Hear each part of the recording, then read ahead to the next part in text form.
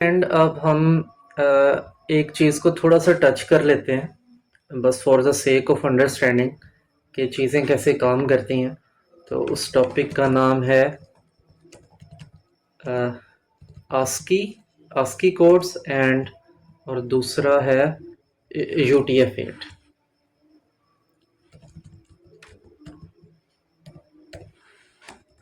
ठीक है। अब इस बात को समझें कि जैसे करैक्टर्स हैं ABCD, कोई भी करैक्टर है या हैश है, स्टार है, कोई भी करैक्टर है। कंप्यूटर उसको ना एज इट इज़ नहीं समझ रहा होता। कंप्यूटर सिर्फ समझता है ज़ीरो और वन को, बाइनरी को समझता है। होता क्या है कि हम हर करैक्टर को ना बाइंड कर देते हैं किसी एक नंबर के साथ, क्योंकि नंबर ही समझता है कंप्यूटर। जब हम बाइंड कर देते हैं ना, तो हर करैक्टर जब आप एंटर करते हो तो उसके पीछे जो नंबर होता है ना, उस नंबर के थ्रू पता लगता है कि आप क्या चीज़ टाइप कर रहे हो। कंप्यूटर को ये पता लगता है। फॉर एग्ज़ाम्पल, मैं आपको ये कहता हूँ कि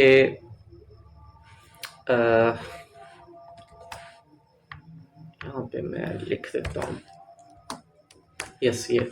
अब हमारे पास कैपिटल A है, उसका आस्की नंबर है 65 और उसकी बाइनरी इंटरप्रिटेशन ये है।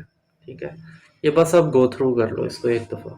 और ये स्मॉल A है, उसका आस्की नंबर है 97 और उसके पीछे ये वाला बाइनरी कोड है जिससे उसको पता लगता है सिस्टम को कि आप टाइप क्या कर रहे हो।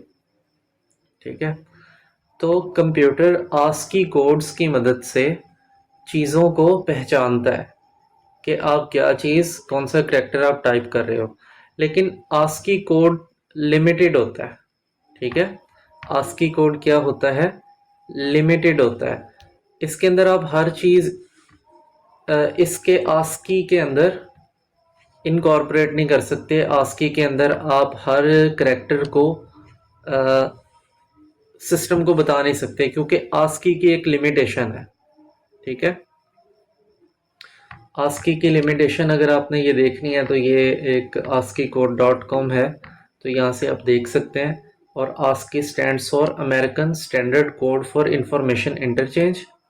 It is a 7 bit character code.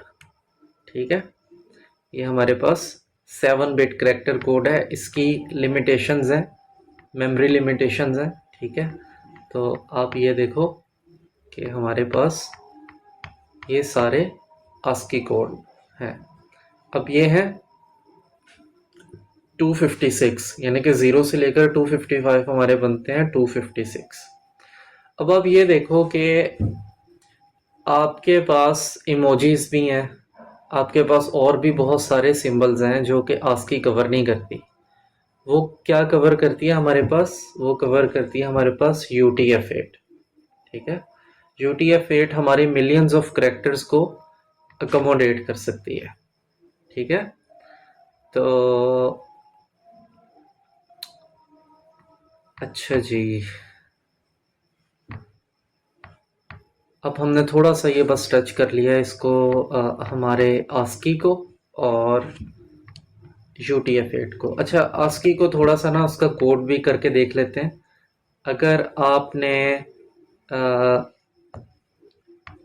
किसी भी करैक्टर की ASCII चेक करनी है, ठीक है, तो आप यहाँ पर लिखोगे ORD और उसके अंदर कोड्स के अंदर वो वाली चीज़ लिख दोगे। अब मैं इसको प्रिंट करता हूँ।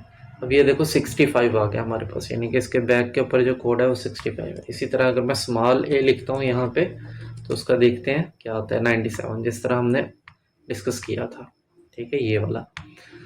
तो फिर इस तरह आपने कुछ, आप इसको रिवर्स भी कर सकते हैं, प्रिंट करैक्टर और आपने उसका नंबर देना है। ठीक है, अब 65 मैंने नंबर दे दिया। इस नंबर का करैक्टर क्या है, वो A है। ठीक है, इस तरह से आप देख सकते हो किसी भी चीज़ का। सपोज मैं डॉलर साइन का देखना चाहता हूँ। ठीक है, तो डॉलर साइन का 36 आ गया। अगर मैं 36 यहाँ पे इसका करैक्टर देखना चाहता हूँ तो इस तरह से बस सा मुझे मिल जाएगा। ठीक है, ये थोड़ी सी हल्की सी हमने डिस्कशन की है ASCII और UTF-8 की। ठीक है, इसको आप मज़ीद भी एक्सप्लोर कर सकते हैं अपनी क्यूरियोसिटी के लिए, बट मैं इसको अभी इतना ही टच करना चाह रहा हूँ।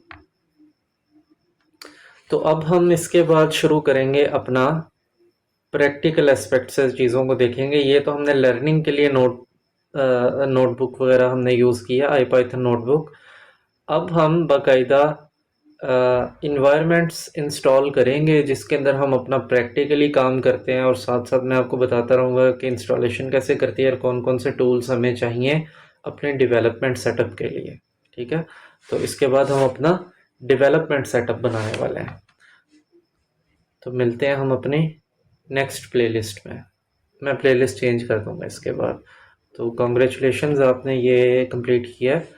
तो बस लगे रहें, छोड़ना नहीं है। आप इंशाल्लाह बहुत जल्द अच्छे तरीके से प्रैक्टिकली चीज़ों को अंडरस्टैंड करने लग जाएंगे। ओके जी, मिलते हैं हम अपनी अगली प्लेलिस्ट में।